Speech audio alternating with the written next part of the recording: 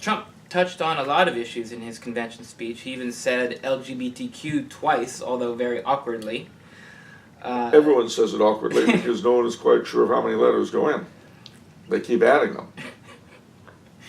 There was one issue he never mentioned, though, and it was the right to life for the unborn.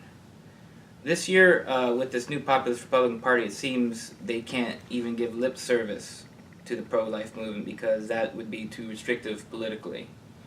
Is this the new future of the Republican Party, and where the pro-life movement is marginalized, ignored, and forgotten? Well, considering that the pro-life movement has been marginalized, ignored, and forgotten by the Republican Party since 1973, given the fact that we've actually gone nowhere, I don't see... The only difference I see is window dressing. Yeah. The truth hasn't changed. The Republican establishment were never sufficiently interested in pro-life to use their political clout. I mean, you could have done, when we had control of both houses, you could have done a congressional set-aside on Roe v. Wade. You could have done a presidential set-aside, as Mr. Bush showed us over Guantanamo. An executive set-aside.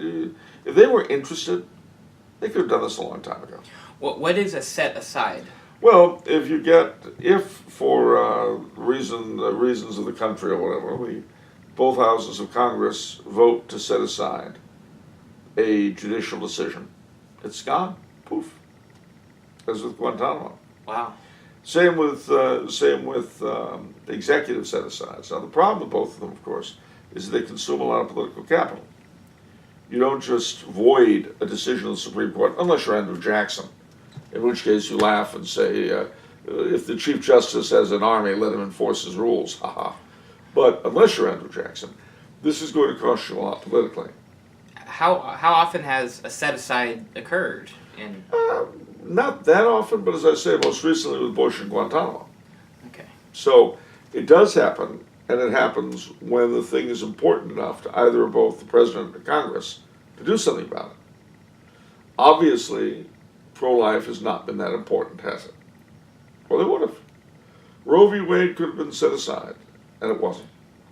So I don't see a big difference in the Republican Party, except that they don't have to pay lip service, which means that from being a relatively important group that needed to be given a snow job,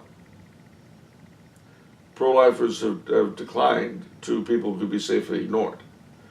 But it's not like there's a difference in what they were going to get anyway. Frankly, I'd rather be ignored than given a snow job.